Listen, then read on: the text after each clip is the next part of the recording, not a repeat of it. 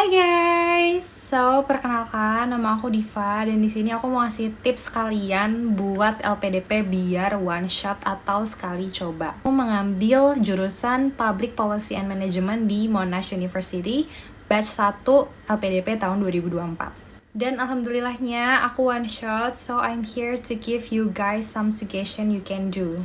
Pertama, aku mau jelasin soal LOA atau Letter of Acceptance karena ini hal yang krusial ketika kalian daftar LPDP. Jadi, LOA atau Letter of Acceptance itu adalah surat resmi dari perguruan tinggi yang udah kalian pilih dan di dalam surat itu kalian dinyatakan diterima sebagai mahasiswa mereka. Dan LPDP itu punya 2 jalur, yaitu buat kalian yang punya LOA unconditional sama yang belum punya LOA. Kalau kalian daftar yang punya LOA, itu pun harus yang unconditional alias tanpa syarat, dimana persyaratan Inggris minimum requirement-nya udah terpenuhi, ijazah, transkrip, pokoknya semua udah lengkap. Nah lanjut, urutan tesnya itu pertama ada tes administrasi, terus kalian lanjut tes bakat skolastik, abis itu kalian tes substansi. Nah aku sendiri itu daftar yang pakai LOA unconditional, jadi aku nggak perlu tes bakat skolastik ketika kalian lolos tes administrasinya. Jadi aku punya banyak waktu buat persiapin diri aku tes substansi. Kalau kalian nggak pakai LOA itu juga nggak apa-apa, kalian dibebaskan untuk memilih 3 perguruan tinggi dalam maupun luar negeri pilihan kalian dan jurusannya. Di tahap awal administrasi ini banyak banget yang harus kalian isi, mulai dari CV, organisasi, prestasi, karya ilmiah yang udah kalian buat, workshop yang pernah kalian ikutin, terus transkrip, nilai, ijazah, sama kemampuan bahasa Inggris kayak TOEFL, ITP,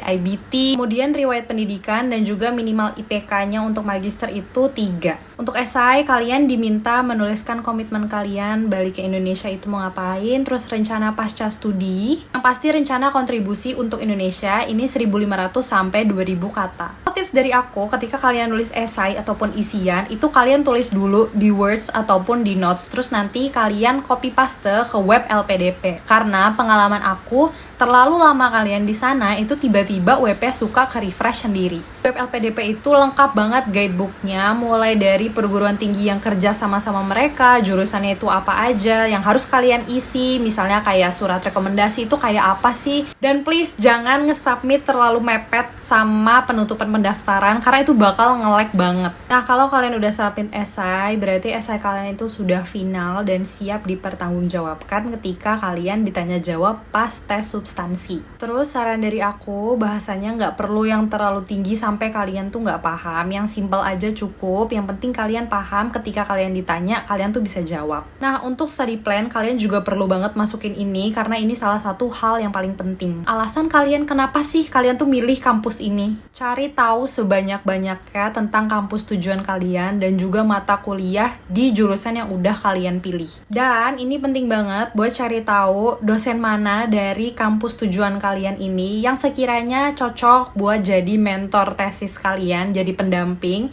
Itu bisa based on jurnal yang udah mereka buat ataupun based on mata kuliah yang udah mereka ajarkan. Dan pendanaan LPDP di magister ini tuh 24 bulan atau sekitar 2 tahun. Jadi please kalian juga jelasin di semester 1 kalian mau ngapain, semester 2 mau ngapain, dan dimana kalian udah harus ngerjain tesis itu tepat waktu. As an example, aku juga masukin alasan kuat kenapa aku pilih Monash dan manfaat dia dan ilmu-ilmu yang bakal dia ajarkan itu bermanfaat buat aku sebagai agent of change di Indonesia. Lanjut, bakal ada isian soal strong point atau kekuatan yang kalian punya. Kalau ada kelebihan, pasti ada kekurangan. Nah, di sini kalian juga diminta untuk isi weak point atau kekurangan kalian. Tapi jangan sampai merugikan kalian. Contohnya adalah ketika kalian masukin kalau kalian itu tidak teliti, padahal jurusan pilihan kalian adalah akuntansi, yang dimana kalian tuh perlu banget ketelitian. Terus juga ada surat rekomendasi. Ini biasanya template-nya udah ada di guidebooknya. Terus buat kalian yang kerja kantoran, kalian bisa minta dari kantor kalian. Terus buat yang fresh graduate, kalian juga bisa minta dari dosen pembimbing atau ketua prodi. Nah, surat rekomendasi ini bentuknya bisa online maupun kalian mengunggah formnya. Jadi kalau yang online biasanya diminta email dari yang memberikan rekomendasi. Please note that suratnya itu berlaku paling lama 1 tahun di bulan yang sama ketika kalian daftar LPDP. Terus juga ada pertanyaan-pertanyaan isian, contohnya kayak apa sih hal terakhir yang kita ajarkan kepada diri kita sendiri. Terus juga kesalahan apa yang pernah kamu lakuin selama kamu bekerja ataupun belajar. Pernah nggak sih kalian ngelakuin tugas di luar dari lingkup tugas yang seharusnya kalian lakuin? Contoh pengalaman kamu ketika kamu bekerja, berorganisasi, ataupun lagi pendidikan.